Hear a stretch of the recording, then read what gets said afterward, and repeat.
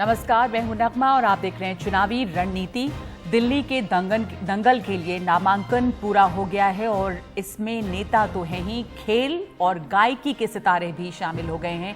3 सीटें ऐसी हैं जहां ऐसे सितारे मैदान में उतारे गए हैं। उत्तर पश्चिमी दिल्ली में बीजेपी ने उदित राज का टिकट काटकर गायक हंसराज हंस को दे दिया है। उनका मुकाबला बीजेपी के राजेश लिलोटिया और कांग्रेस के गुगन सिंह से है और पूर्वी दिल्ली से बीजेपी के लिए गौतम गंभीर बैटिंग कर रहे हैं। उनके सामने कांग्रेस के अरविंदर सिंह लवली और आम आदमी पार्टी की आतिशी मरलेना है। इसके अलावा दक्षिण दिल्ली से कल रात कांग्रेस ने बॉक्सर विजेंद्र सिंह को उतार दिया है और उनका मुकाबला बीजेपी के उम्मीदवार और मौजूदा सांसद रमेश बिधूड़ी से है। साथ ही आम आदमी पार्टी ने यहां से राघव चड्ढा को उतारा है। और अब दिल्ली के महादंगल के लिए ये जो बिसात बिछी हुई है उसमें नए नाम जो जुड़े हैं उसमें हंसराज हंस हैं और बॉक्सर विजेंद्र सिंह हैं। विजेंद्र सिंह इस वक्त हमारे साथ हमसे बातचीत के लिए जुड़ रहे हैं और विजेंद्र जो है वो प्रो बॉक्सिंग लीग में रहे, आप सब जानते हैं। विजेंद्र, आप सियासत के रिंग में अचानक कैसे कूदे? कब से आपने ये इरादा करना शुरू किया कि आप पॉलिटिक्स में आएंगे? पहले अटकलें थी कि कांग्रेस जो है वो पहलवान सुशील कुमार को उतार रही है, फिर उनसे कोई बात हुई उनसे भी आपकी? जी मेरी बात हुई नगमा जी सुशील जी से और उन्होंने कहा कि मैं पूरी सपोर्ट करूंगा आपको इस इलेक्शन में। और जी हाँ, मेरी संभावनाएं थी कि सुशील विल गेट द सीट। जो वेस्ट दिल्ली का उनका नाम चल रहा था, मैं न्यूज़ में एवरीवेयर था, मैं देखा उस चीज़ को।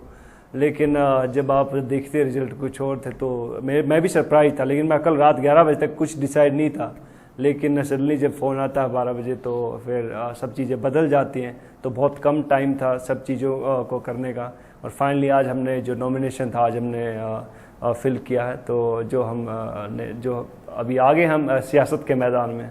आप सियासत के मैदान में आ गए हैं, नॉकआउट कर पाएंगे लोगों को? रमेश बिधूड़ी जो मौजूदा सांसद हैं और आम आदमी पार्टी के राघव चड्ढा और ये मौजूदा सांसद हैं, यहाँ पे काम किया है, इनसे मुकाबला आपका टफ होगा। राघव चड्ढा भी एक मंझे हुए पॉलिटिशियन है, कैसे आप इन्हें नॉकआउट करेंगे? आपकी रणनीति क्या है? जी नॉकआउट मैं नहीं, आई थिंक जनता करेगी, आवाम करेगी, वो ज़्यादा ज़रूरी है, वो अहम है।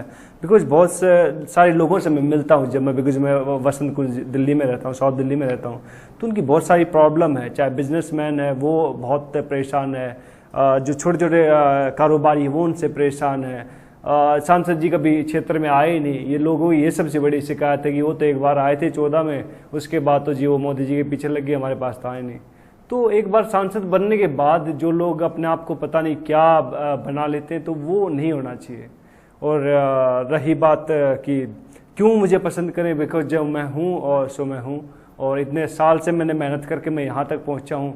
तो मैं चाहता हूँ कि जो बच्चे जो अभी मेरे को इंस्पिरेशन मानते हैं वो भी मेरे जैसा बने।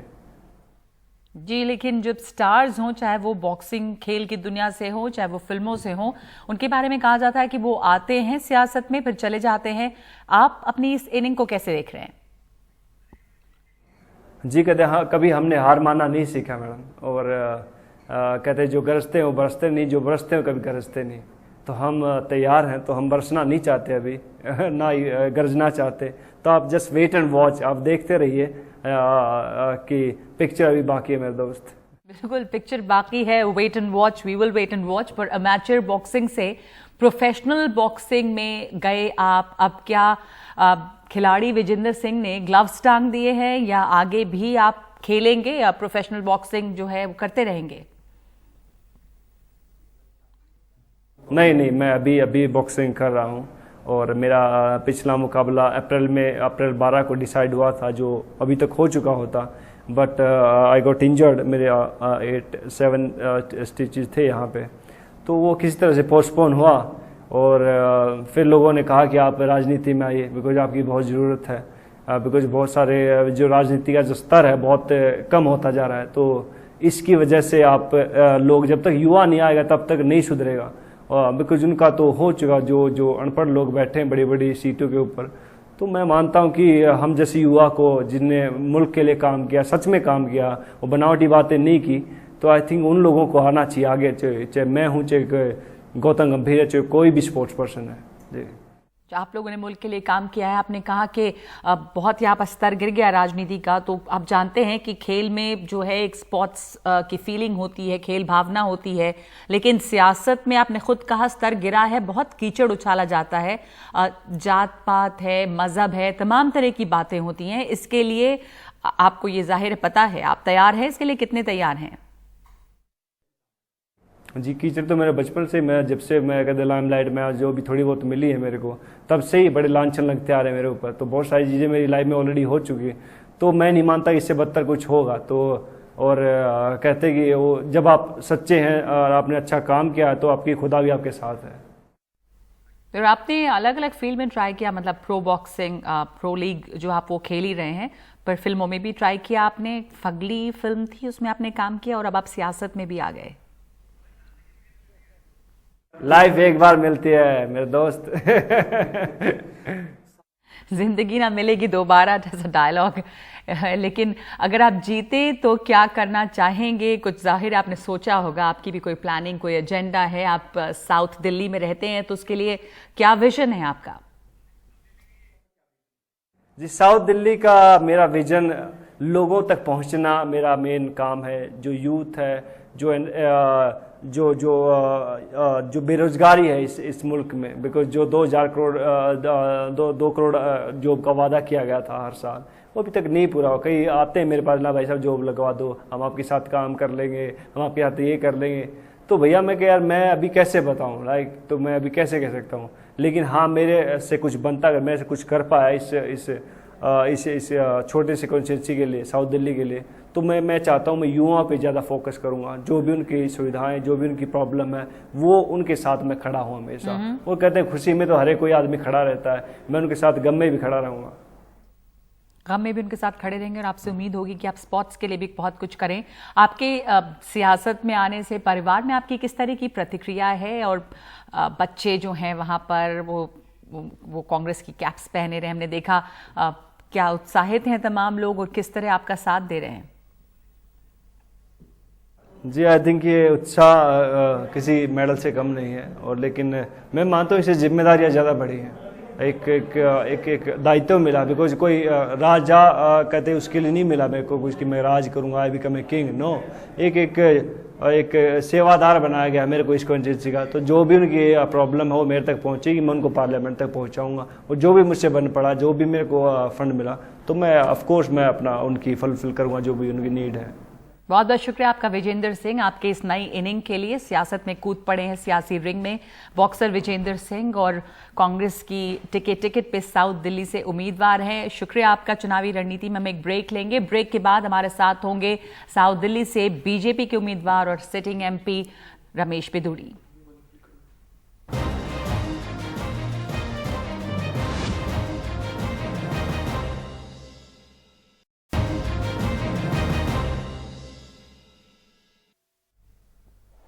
आपका स्वागत है चुनावी रणनीति में। मेरे साथ इस वक्त जुड़ रहे हैं साउथ दिल्ली से इस दफा बीजेपी के उम्मीदवार और सिटिंग एमपी रमेश बिधूड़ी। बहुत बहुत स्वागत है आपका। आपसे बात करने के पहले रमेश बिधूड़ी, हम बात कर रहे थे जो एक नए सितारे मैदान में उतरे हैं, विजेंद्र सिंह।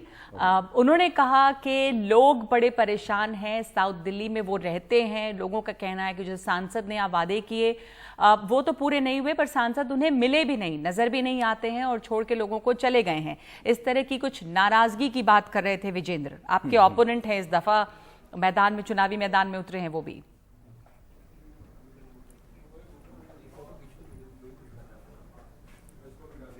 नगमा जी, एक ट्रेंड पकड़ लिया है लोगों ने, ना किसी को फर्स्ट लाइन की जानकारी होती है ना एंड लाइन की।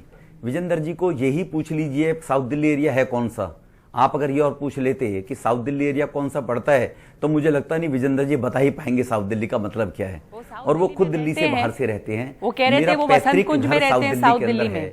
मैं 7 वर्ष यहाँ पार्टी का डिस्ट्रिक्ट प्रेसिडेंट रहा हूं।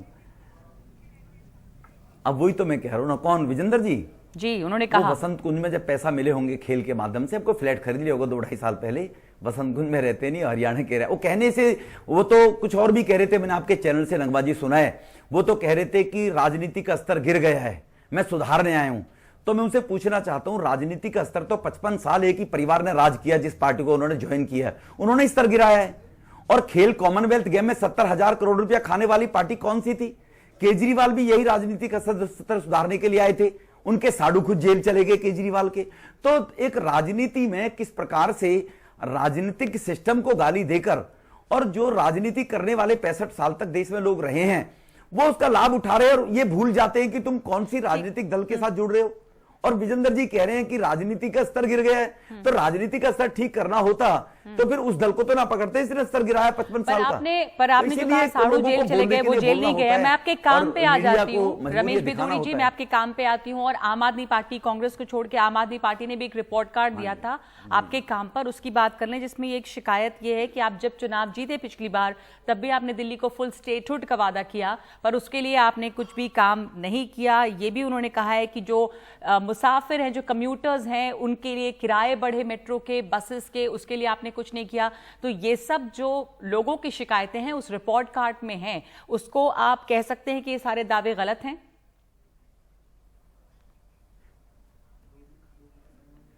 कौन सी रिपोर्ट कार्ड में? जो खुद फेलियर हों, जिनको जनता ने खुद नकार दिया निगम के चुनाव में, जिनको जनता ने खुद नकार दिया, नगमा जी, जो खुद फेलियर हैं, जिनको जनता ने खुद नकार दिया निगम के चुनाव में, दिल्ली यूनिवर्सिटी के चुनाव में, जिनको जनता ने नकार दिया लोकसभा के चुनाव में, वो कांग्रेस के तरलेगिरी करते फिर रहे हैं, गिड़गिड़ा रहे हैं, शीला जी गठबंधन कर लो। तो जो खुद फेलियर स्टूडेंट है वो दूसरे का पर्चा चेक करेगा क्या? उसको किसने अधिकार दे दिया आम आदमी पार्टी को हमारा पर्चा चेक करने का? उनको खुद के वो 70 वायदे किए थे आम आदमी पार्टी ने 4 साल में, वो 7 वादे तो बता दे क्या किए। तो इसीलिए उनको को राइट नहीं है। और हमने कल, मैंने अपना रिपोर्ट कार्ड पेश किया मीडिया के सामने, कल प्रेस कॉन्फ्रेंस बुलाई थी, गोपाल राय को बुलाया था, गोपाल राय आए नहीं। आपके चैनल में भी मैंने इनविटेशन भेजा था, पर आपका चैनल हमसे थोड़ा परहेज करता इसलिए नहीं आया। तो इसीलिए आपका चैनल आता तो परहेज नहीं करते। अगर कि साउथ दिल्ली के लोगों ने बीजेपी के लोग अक्सर परहेज करते हैं, हम परहेज नहीं करते। लेकिन मान लीजिए आम आदमी पार्टी को राइट नहीं है पूछने का, पर जनता को तो है। तो जो भी उन्होंने सवाल उठाया है, उन्होंने ये भी बात थी कि क्या आपने कम्यूटर्स के लिए कुछ किया? अगर गोपाल राय के रिपोर्ट कार्ड, अगर आपका ठीक है, जो किराए बढ़े या दिल्ली का फुल स्टेटहुड हो या जिन गांवों को आपने अडॉप्ट किया था, के 20 लाख लोग जानते हैं। ये नगमा जी, ये दिल्ली के 20 लाख साउथ दिल्ली के लोग जानते हैं। उसके लिए गोपाल राय, केजरीवाल को और एनडीटीवी को बताने की जरूरत नहीं है, वो 20 लाख लोग जानते हैं। अगर आप किराए की बात करते हैं तो मेट्रो दिल्ली स्टेट के अंदर चल रही है, फोर्थ फेज को रोकने का कौन काम कर रहा है, कौन चालू नहीं कर रहा है? तो आप वहीं से अंदाजा लगा लीजिए ना। और जहां तक अगर डेवलपमेंट की बात की है, तो कल हमने अपना रिपोर्ट कार्ड पेश किया था और साउथ दिल्ली का आज हमारा नॉमिनेशन हुआ था। मुझे अच्छा लगता कि आप अगर कांग्रेस के और आम आदमी पार्टी के क्लिप दिखा रहे हैं तो मेरे भी एक रोड शो को थोड़ा सा दिखा देते कि 10,000 लोग अगर रोड शो में थे तो 5 साल पहले हमने कुछ किया होगा, तो तभी वो 10,000 लोग आज नॉमिनेशन में आए होंगे। आपने हवन किया, आपने पूजा की, वो तमाम आपका रोड शो वो भी दिखा रहे हैं। ऐसा नहीं है, अगर आप चैनल पे देखें तो अभी आपकी तस्वीर तमाम चीजें करते हुए दिखाई दे रही है एनडीटीवी पर। आप देखो पता,